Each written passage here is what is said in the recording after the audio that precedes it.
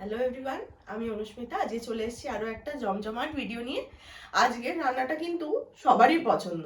আজকে থাকছে একদম মেলায় যেরকম আমরা খেয়ে থাকি মাংসের ঘুগনি, তাও খাসির মাংসের ঘুগনি, ঠিক সেরকমই একটা জমজমাট রান্না আজকে থাকছে। তো সবাই প্রথম থেকে শেষ অবধি অবশ্যই দেখবে, লাইক করবে, শেয়ার করবে। আর এই রান্নাটা আশা করি সবার খুব ভালো লাগে। মেলা গেলেই প্রথমেই আমরা কিন্তু ঘুগনি খাই। তাহলে চলো দেখে নিই আমরা কি কি লাগছে। খুব সহজ উপায় কিন্তু রান্নাটা একসঙ্গে আজকে করে নেব। তাহলে চলো দেখা যাক। প্রথমেই এখানে একটা বড় সাইজের পেঁয়াজ নিয়ে নিয়েছি।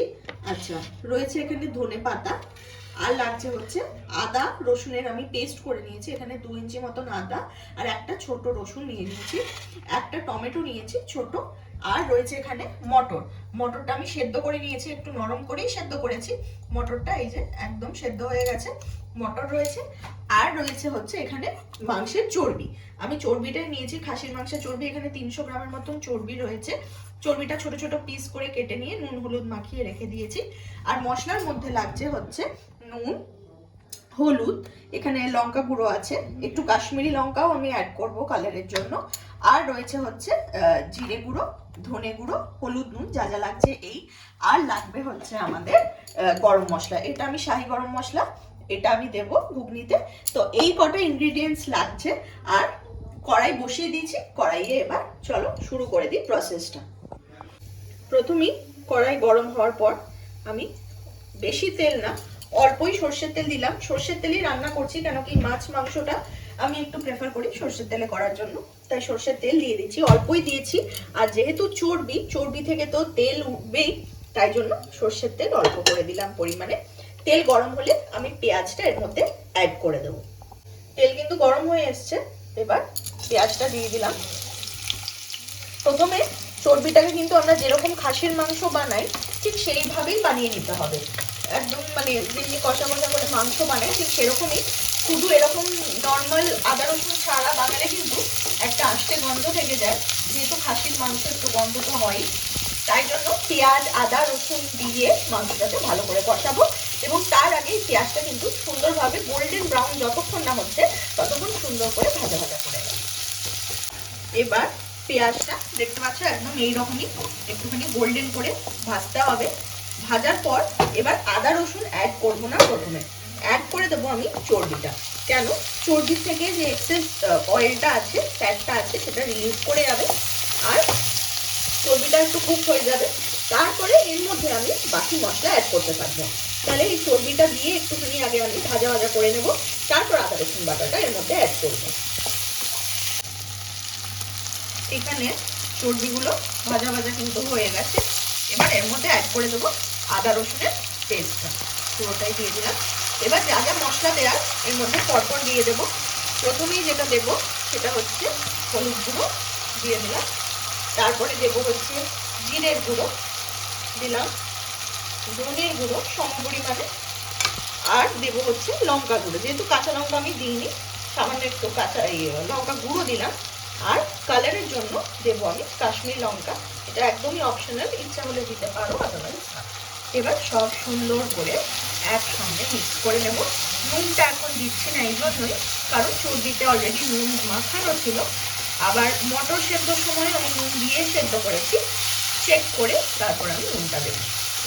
এবার সুন্দর করে একসাথে এটাকে একটু টাইম নিয়ে কিন্তু আমাকে কষাতে হবে। দেখো মাংসটা কিন্তু অনেকটাই কষে এসছে, কালারটা অনেকটা চেঞ্জ হয়ে গেছে, একদম কষা কষা হয়ে গেছে। এখন আমি টমেটোটা অ্যাড করবো, আগে করিনি, কেন কি এমনিও জল ছাড়তো টমেটো, অত জল আমাদের দরকার নেই। তাই টমেটোটা কষানোর পরে অ্যাড করছি। যখন দেখছি নিচটা একটু লেগে লেগে যাচ্ছে তখন টমেটোটা আমি অ্যাড করলাম। টমেটোটা দিয়ে একটুখানি আরও কষিয়ে নিয়ে তারপর আমি মটরটা দেব। দেখো সাইড দিয়ে কিন্তু তেল ছেড়ে এসছে, ঠিক এরকমই আমাদের চাই।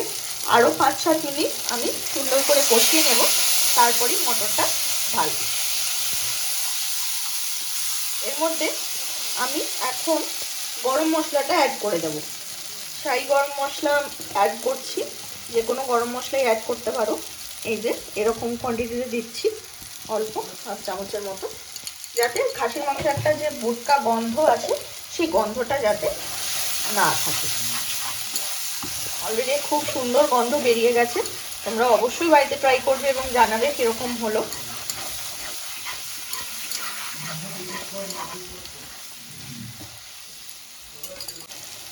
মাংস কিন্তু সুন্দরভাবে কষানো হয়ে গেছে, চর্বি একদম মানে নরম হয়ে গেছে। ব্যাস, এবার মটরটা অ্যাড করার পালা। এই যে মটর আমি এবার অ্যাড করে দিলাম, জল শুদ্ধ, সামান্য একটু নরম সেদ্ধ করা, যে যেরকম পছন্দ করে বা খায় সেরকম দিলেই হবে, অসুবিধা নেই। এবার এটাকে কিন্তু ফুটতে দিতে হবে মিডিয়াম টু হাই ফ্লেমে। এটাকে এখন মিনিমাম 10 মিনিট সুন্দরভাবে কিন্তু এটা ফুটবে। তাহলে চলো এটা এখন ফুটুক। নুনটা টেস্ট করে নিতে পারো তোমরা, যদি কম লাগে দিয়ে দেবে, আদারওয়াইজ ঠিক আছে। একদম কিন্তু টকবক করে আমাদের ঘুগনি ফুটছে, প্রায় 10 মিনিট হয়ে গেল, সুন্দরভাবে ফুটে গেছে ঘুগনি। এবার এর মধ্যে অ্যাড করে দেবো আমি ধনেপাতা, এরকম কুচনো ধনেপাতা, গন্ধটাও খুব ভালো হয়, তাই ধনেপাতা দিয়ে দিলাম। ফুটতে ফুটতেই দিলাম, সেদ্ধও হয়ে যাবে পাতাটা সুন্দর। দিয়ে আর কিচ্ছু করার নেই, আমাদের একদম মেলার স্টাইলে চর্বির ঘুগনি বা খাসির মাংসের ঘুগনি কিন্তু একদম রেডি। দেখতে কতটা লোভনীয় লাগছে সবাই দেখতেই পাচ্ছ। আমি তো একদম মানে লোভ সামলাতে পারছি না, মনে হচ্ছে কখন খাবো। দারুণ দেখতে হয়েছে আর গন্ধটা একদম অসাম আসছে। তো এই ছিল আজকে সহজ সরল একটা রেসিপি, কিন্তু খেতে কিন্তু একদমই খারাপ নয়, দারুণ একটা রেসিপি। মেলায় গেলে কিন্তু ঘুগনি দেখলে সবাই আমরা খেতে যাই, তাই না? তাই এইভাবে বানালে কিন্তু একদম সেম টু সেম মেলার মতনই মাংসের ঘুগনি হবে। তাহলে চলো এটা এখন একটু ঢাকা দিয়ে দিই, তারপর সার্ভ করে দেব। এবার বাটিতে আমি একে একে বেড়ে নিচ্ছি সবারই জন্য। দেখতে কিন্তু দারুণ হয়েছে, একদমই ঝোল ঝোল রেখেছি, মেলার ঘুগনি কিন্তু একটু ঝোলঝোলই হয়, তাই জন্যই রাখা। আর এরকম ধোয়া ওঠা গরম খেতে হবে শীতকালে, একই মাটন, ঠান্ডা হলে কিন্তু চর্বি জমে যায় এমনি। তো এই ছিল আজকে কিন্তু আমাদের দুর্দান্ত একটা রেসিপি, একদম হিট রেসিপি। অবশ্যই সবাই বাড়িতে ট্রাই করবে আর আমাকে জানাবে কেমন হলো। আশা করি সবার খুব খুব ভালো লেগেছে। তাহলে আজকের জন্য এটুকুই, আবার পরের দিন দেখা হচ্ছে নতুন একটা ভিডিও নিয়ে সবার সাথে।